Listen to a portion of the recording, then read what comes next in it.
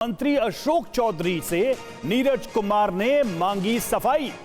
पीके के लगाए आरोपों पर बोले नीरज कुमार। अशोक चौधरी कैसे नीतीश के मानस पुत्र हैं, ये नीरज कुमार ने सवाल उठाया है। नेता पर आरोप लगे तो मानस पुत्र चुप कैसे, नीरज कुमार का बयान।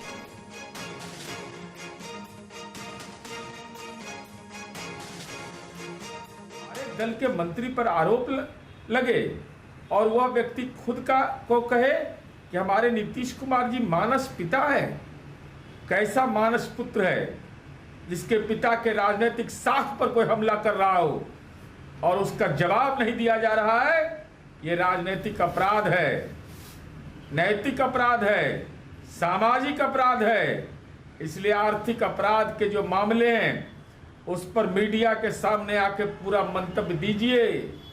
चूंकि नेता की साख, नीतीश कुमार की साख पर किसी को बट्टा लगाने का कलेजा नहीं है। अगर ये आरोप लगे हैं तो सफाई तो देना पड़ेगा। तो नीरज कुमार ने ये सवाल उठाए हैं अशोक चौधरी को लेकर। और देखिए, प्रशांत किशोर ने अशोक चौधरी पर आरोप लगाया था कि नीतीश कुमार के दाहिने हाथ अशोक चौधरी बिहार के भ्रष्टतम नेता हैं और 2 साल में 200 करोड़ की संपत्ति कमा चुके हैं। उन्होंने आरोप लगाया कि अशोक चौधरी ने पीए के नाम खरीदी बेनामी संपत्ति भी बेटी और सांसद शांभवी चौधरी के नाम पर ट्रांसफर करवा लिया। 19 में इन्होंने बेनामी जमीन खरीदी पीए के नाम पर। 21 में उस जमीन को वापस अपने बेटी के नाम पर लिखवाया। 10 लाख रुपया का ट्रांजैक्शन हुआ। जब इनकम टैक्स ने नोटिस रेज किया तो भाई साहब ने जान बचाने के लिए 27 अप्रैल 2025 को, मतलब बेटी के एमपी बनने के बाद 25 लाख रुपया दत्त को, मिस्टर दत्त को फिर इन्होंने बैंक से ट्रांसफर किया। तो मैं आपके जरिए अशोक चौधरी जी, जो अपने आप को महादेव का भक्त बताते हैं, हमको तो लक्ष्मी के ही भक्त ज्यादा दिखते हैं, महादेव के भक्त नहीं हैं, ये लक्ष्मी के भक्त हैं। अगर आपने 34 लाख रुपए की जमीन अपने पीए से अपने बेटी के नाम पर खरीदी तो उसका भुगतान क्यों नहीं किया? 10 लाख ही क्यों भुगतान किया? और अगर आप कहते हैं कि 10 लाख ही भुगतान तय हुआ था तो फिर बाद में 25 लाख रुपया 3 बरस के बाद इनकम टैक्स के नोटिस आने के बाद क्यों किया?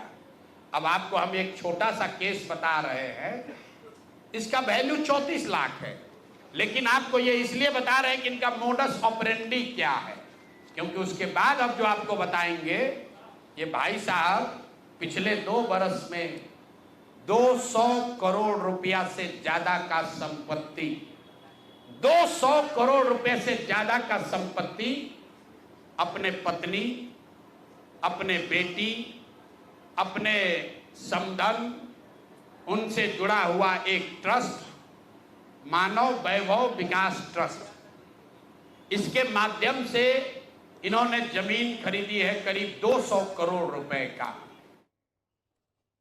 सीधे चलेंगे, रुपेश कुमार हमारे सहयोगी इस वक्त हमारे साथ जुड़े हुए हैं। रुकेश, पीके का प्रहार और जेडीयू में दरार चल क्या रहा है? देखिए, बिल्कुल बिहार में तो चुनाव चल रहा है, लेकिन चुनाव की अभी घोषणा भी नहीं हुई है और बिहार के जो 2 बड़े सियासी दल हैं, आरजेडी, उसके अपने घर में महाभारत मची हुई है और दूसरे तरफ दूसरे गठबंधन में अगर देखें तो जेडीयू के अंदर भी जो अंतरकलह है, जो इन फाइटिंग है, वो पूरी तरह से अब सतह पर आ गया है। तो इस महाभारत में अगर आप कल्पना कीजिए कि महाभारत काल में भी अगर दुर्योधन दुशासन से लड़ता, दुर्योधन अगर कर्ण से लड़ता, अर्जुन अगर भीम से लड़ते तो कैसा महाभारत होता, और वही परिदृश्य बिहार में दिख रहा है। यहाँ जेडीयू के अंदर कलह है, आरजेडी के परिवार में, लालू प्रसाद यादव के परिवार में कलह है, और जेडीयू की अगर आप बात, अभी प्रशांत किशोर के पास कुछ खोने को नहीं है। प्रशांत किशोर की नई एंट्री है, ये नई आवक है बिहार की सियासत में, तो उनके पास खोने को कुछ नहीं है। लिहाजा वो आरोप पर आरोप बिहार सरकार के तमाम मंत्रियों के खिलाफ, और उसी दौरान उन्होंने अशोक चौधरी के खिलाफ भी कुछ आरोप लगाए हैं। ये आरोप हैं। हालांकि इन आरोपों पर मंत्री अशोक चौधरी की अभी तक कोई सफाई नहीं आई है, लेकिन उन्हीं के पार्टी के जो पूर्व मंत्री हैं, जो प्रवक्ता हैं पार्टी के, वो कह रहे हैं कि अशोक चौधरी अपने आप को नीतीश कुमार का मानस पुत्र बताते हैं और पिता पर हमले हो रहे हैं, उनके साख पर बट्टा लग रहा है और वो खामोश हैं, जवाब तो देना होगा। और वो हवाला भी दे रहे हैं कि पिछले वर्षों में जब तेजस्वी यादव साथ में थे, उप मुख्यमंत्री थे, और उस दौरान उनके ऊपर आरोप लगा तो नीतीश कुमार ने सफाई मांगी, सरकार गिर गई, तेजस्वी यादव को इस्तीफा तक देना पड़ा। तो अब अगर अशोक चौधरी पर ये आरोप लगा है तो वो सफाई क्यों नहीं दे रहे हैं? तमाम तरह के हवाले दिए जा रहे हैं, लेकिन जेडीयू के अंदर दो गुट है। खास करके अगर अशोक चौधरी और नीरज कुमार की अगर बात करें तो ये मोकामा और से लेकर के और बरबीघा के बीच की जो राजनीति है वो भी उसी इलाके के हैं। अशोक चौधरी भी उसी इलाके के हैं और नीरज कुमार भी उसी इलाके के हैं। अनंत सिंह, ललन सिंह और अशोक चौधरी, इन्होंने पिछले दिनों वहाँ एक सम्मेलन किया, उसमें नीरज कुमार को नहीं बुलाया और नीरज कुमार और अनंत सिंह की अदावत पुरानी है और ये बात नागवार गुजरी है। यानी कि रुपेश, अशोक चौधरी हो गए। सवाल पीके के आरोपों पर सफाई देने की है या फिर ये कोई अंतर कला है पहले से ही जो इसी बहाने उभर कर आ गया है जेडीयू की सतह पर? बहुत बहुत शुक्रिया आपका रुपेश, हमसे जुड़ने के लिए और इस जानकारी के लिए। उधर बीजेपी नेता संजय जायसवाल ने प्रशांत किशोर पर हमला बोला है। संजय जायसवाल ने प्रशांत किशोर की तुलना नटवर लाल से कर दी है। पीके ठगने में नटवर लाल का दादा, ये जायसवाल कह रहे हैं। पीके बिहार के बुद्धिजीवियों को ठगता है, ये आरोप लगा रहे जायसवाल।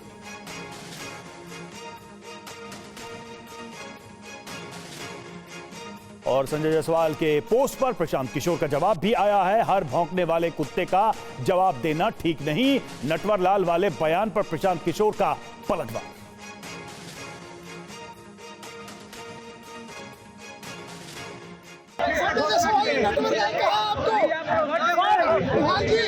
संजय जायसवाल नटवर लाल आपको कहे सर लोगों ने चतुर हर कुत्ते का जवाब देना जरूरी है।